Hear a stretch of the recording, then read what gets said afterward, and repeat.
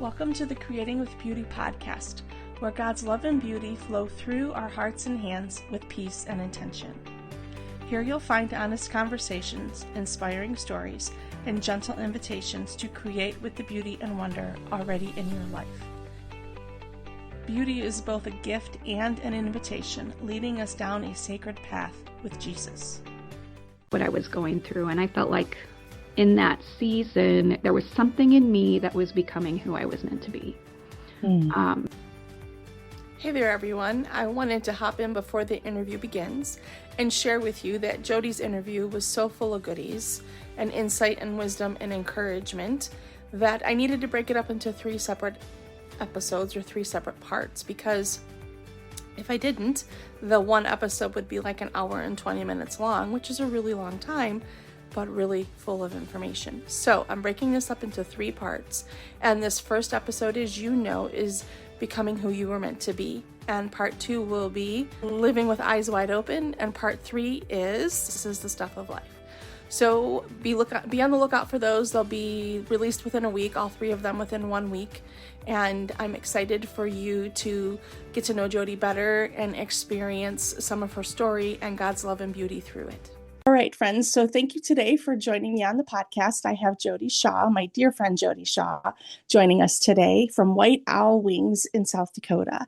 And I'm so excited to share Jodi's story and her creativity and the beauty that she puts out into the world. So Jodi, would you please introduce yourself? Yeah, well, thank you so much, Melanie, for inviting me to spend this time with you and to be able to share about my work and from my heart. I am I would say a mixed media artist on the prairie in South Dakota. Live here on a cattle ranch with my husband, Jim, and we have 4 amazing kids. Our oldest 2 are married. We have Tom and his wife, Zoe, and then Sydney and her husband, Trevor. We have Erin, who is in her year of cosmetology school. She just graduated from high school in May. And then we have our Rhett, and he is 6 years old, and he came along unexpectedly, but so wonderfully, and has just added so much joy to our lives. And I like to joke that without him, we would be such boring people. So family is at the heart of my life, and living here on the prairie, that influences greatly what I create, and bringing together the things that I love, and that would be just the elements of nature and creation, creativity. I love words and writing. I've loved photography. I love walking on the prairie and gathering. And so all of that comes together in the work that I do. And I love to share that with other people through the things that I make, but also through the processes, and sharing that in classes and in conversation, and just in all those layers of ways. You do such an amazing job of just taking the simplest parts of just everyday life, of nature, the wildflowers on the prairie, and then turning it into something so beautiful and so meaningful, and then sharing that with people, and having ornaments or things of sentiment for people to bring into their homes. And so you're just so good at that. I love seeing your work. And I'm also loving the new designs that you're coming out with, like for each holiday. It's like a new way to incorporate the flowers, or the prairie life into the clay and the painting in your color. Really, really special. So I'm so excited to always see when like a new holiday comes up and what you're going to do. Right now, Valentine's is coming up, so you have heart-shaped ornaments with the flowers and stuff. It's just beautiful. So I love how you do that. So can you share with us, like, when did your creative journey begin? Were you always creative, like your entire life? Was there a specific time in your life where, you leaned into it more?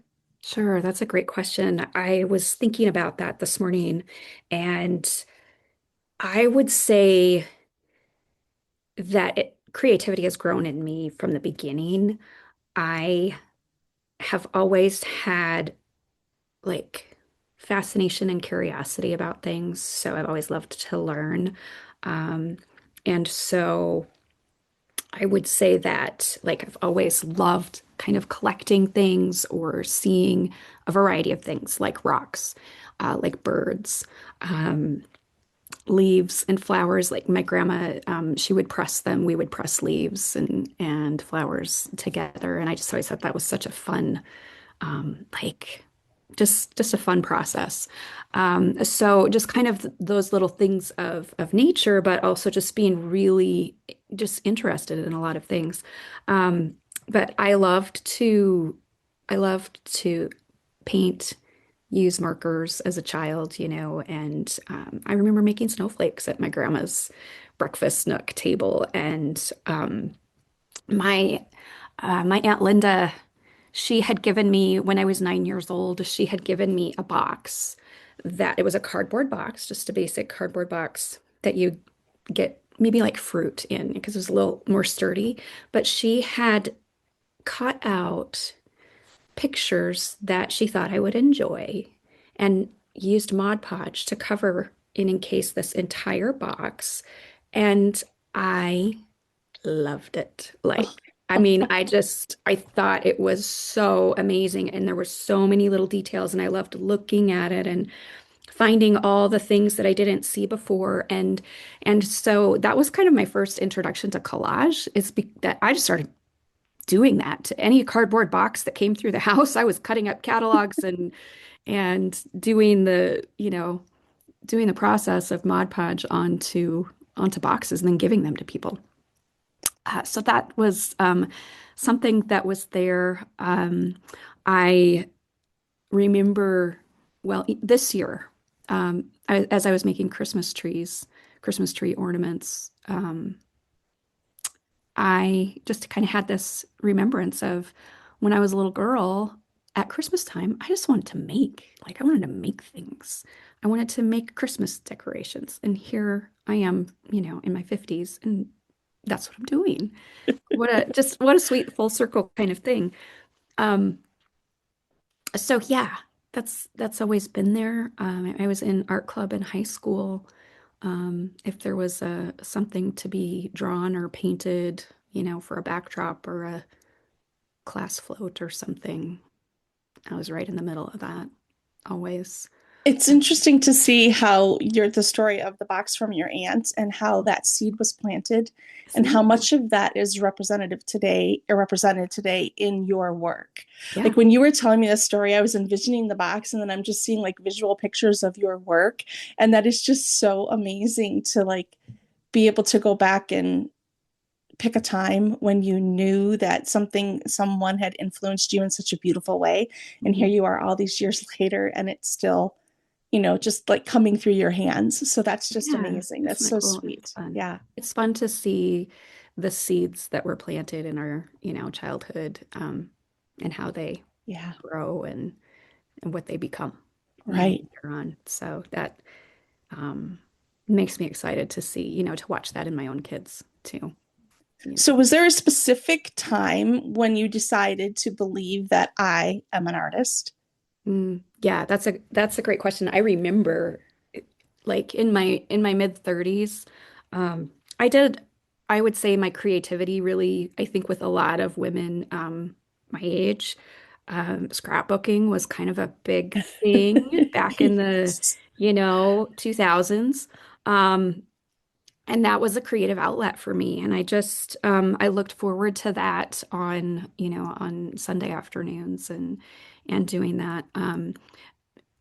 And in that season, I just kind of went through a shift in my life, um, and in that process, my scrapbooking shifted from, birthdays and holidays and things like that to a little more introspective and like more of a like documenting my faith walk and documenting what was important to me personally.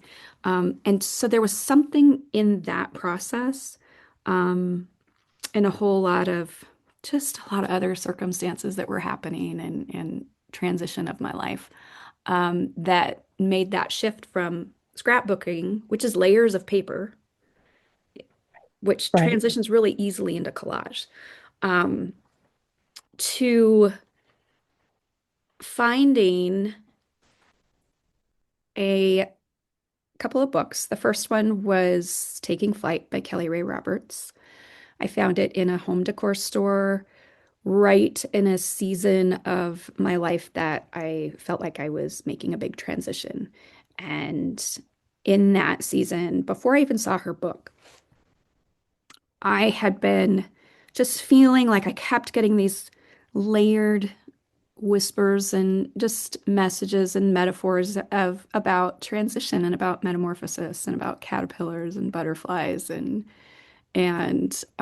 how I felt like I was changing from like that the dramatic change in me was as like the change that was happening in me was as dramatic as a caterpillar to a butterfly.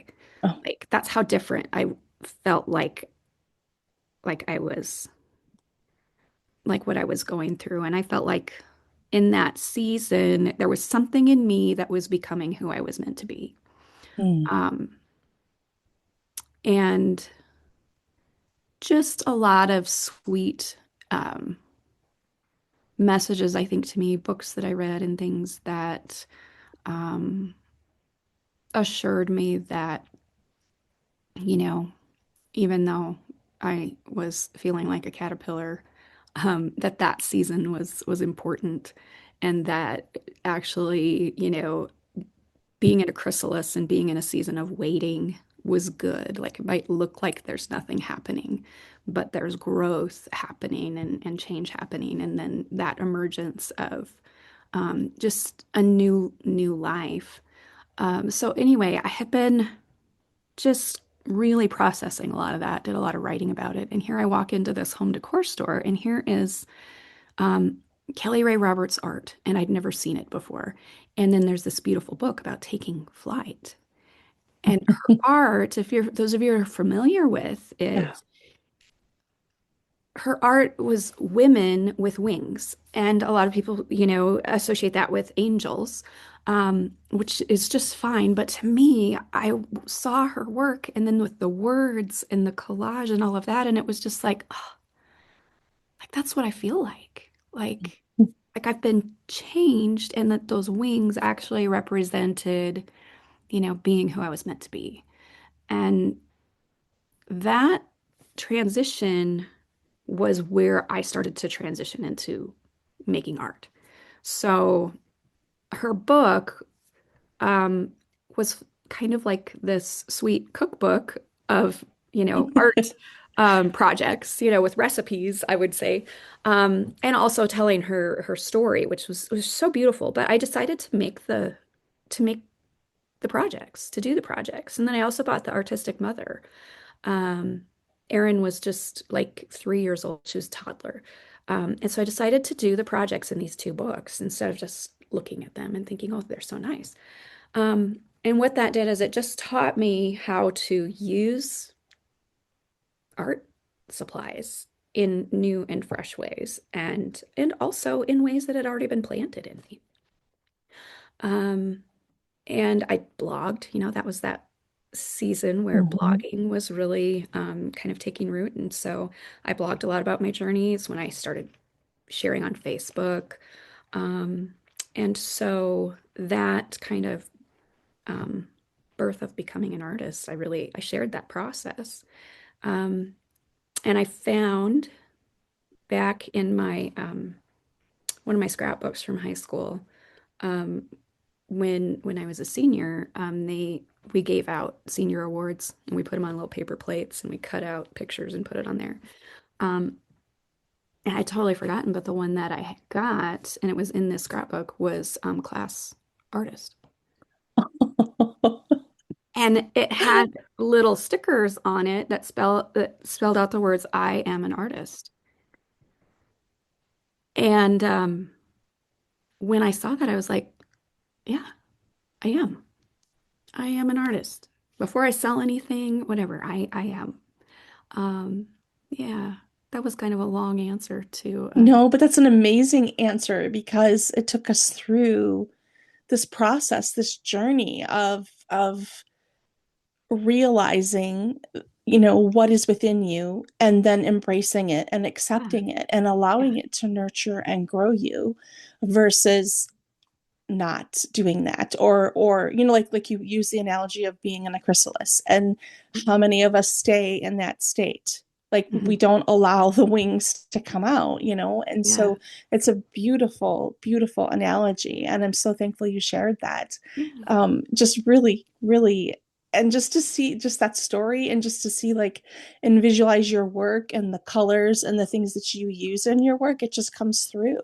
mm, So that's, yeah, really beautiful. And I think, yeah, just, I love how you have story to go with almost like everything that you do. And you really tap into that part of yourself, and you put meaning and depth in everything that you do, and it's just very evident, you can see it. And mm, so thank you for sharing that story. yeah, I need to pull out my Kelly Ray Roberts books and look at oh, and look at yeah. them again, because that was really, yeah, a sweet, sweet Timing. story. Yeah, the timing of finding her work and even her own personal sharing of her story was so timely for what I was going through at the time and just really affirmed that process for me. And I remember going into an art store and like taking my little list and feeling like so vulnerable, like buying these art supplies. It felt like, and then I just wanted to like do it in secret. Like I didn't want to get them out at home and have anybody know Right. because I was, afraid I was just not going to be like, yeah, it just felt very vulnerable. Um, Right. but I also really believe that we need to pay attention to those things that feel really vulnerable, you know, Yeah. because I think they're clues to what we really care about, what really matters. And what, yeah, and what God has for us. Yeah, Right. yeah, And like, if we yeah, pay attention to those yeah, whispers and inklings and things showing up in your life, that, like, oh wow, like the coincidence of finding the book and the women absolutely. with the wings, Yeah, and yeah, right. yeah. Yes, that's awesome. How, you kind of touched on this a little bit, but how does your creativity connect you to family, culture, and place? I think you kind of went over that a little bit. Do you want to share anything more in regard to that, as far as maybe like your prairie life, or Sure, okay. sure. Well, I think maybe it just might help to just share how that really started and went from noticing to actually becoming art. Yeah. Um, we had gotten a new camera, and my husband Jim said, there is this button on the side that you can push it and you can take these macro pictures and you can get up super close to things. And here's, how it works. And he showed that to me. And I was like, oh, okay, cool. So then I mean, I took it out and I wasn't really, I was just like, okay, yeah, that's neat. Um, but I went out and took some pictures of flowers, and I was blown away Mhm. by the detail and like really looking at things close up. I just became super fascinated and very excited, and like what that did for me, like taking a photograph. I even took pictures of ants like crawling around on a ant pile with all these different colored rocks. I mean, I don't have a big affection for ants, but but the thing was being able to see close up and to become really, really fascinated. And so what that did, just that camera, is that I started looking and finding and like treasure hunting here at home on the ranch. I started to see all these things that I had never really paid attention to before. And I blogged about it too. And I took pictures of these flowers, of the sunflowers, the wild weed sunflowers that grow in the road ditches, and the cone flowers, the echinacea flowers. And I remember blogging and wondering in that writing, have these always been here? Like I've lived here for 12 years at that time, and have I Mhm. just not seen them? Or have they not been here? And they had to be here because they've been here every year since then, because I wait for them and anticipate them. But so that camera opened that up. And then what I did was I took those photographs and I did some matting and framing of them. But then I took the things that I had learned through doing, the projects in Kelly Ray's book and, the seeds from my Aunt Linda giving me the Mod Podge box. And I started to layer onto weathered wood because I was afraid to like buy a canvas and spend money on something. So I'd just go get scraps of wood and tr practice on that because it felt like my work didn't feel like I should put it on a canvas that I bought, but I could put it on something that I didn't pay for. But, interestingly, what that did was I was taking all of these little bits and pieces and putting them together onto a piece of wood that showed the photograph. And what it really was about opening my eyes and Hmm. seeing what's right here. And now I create on weathered wood. Like that's my medium, that's my substrate that I usually, use as my um, basis, my base for my art.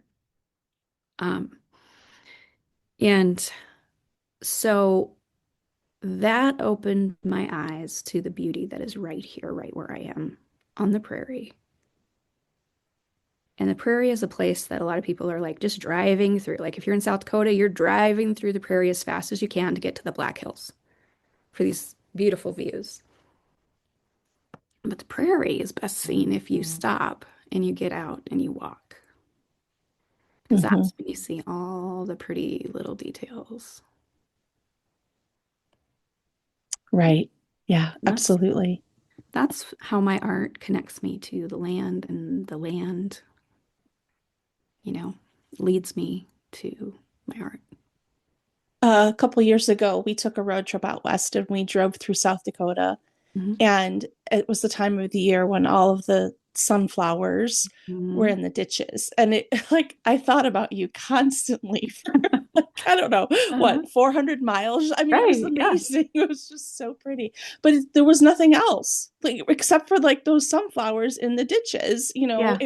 on the Yeah. interstate. It was, Yeah. yeah, just Yeah. really interesting to see something that looks bare, right? That there's not a lot, but Yeah. then that is just the beautiful way that you bring the things through with your art, is taking the simplicity of anything really and then turning it into something that you can share and add meaning to it. And yeah, it's really, I'll never forget that though, driving for Mhm. hours and I there's love that. Jodi. I keep thinking of, why do I keep Aw. thinking of Jodi? Because of the Oh, sunflowers yeah. everywhere. So, I and plus love I that. was in your state, but Right. yes, thank you so much. You're welcome. And I totally appreciate it. I'm so excited. I can't wait to share and get this out with the world and let everybody hear your beautiful stories and testimonies. It's going to be wonderful. And also, to where can people find you? Yeah. So you can certainly find me on Instagram at jodine.s, Jodene.s.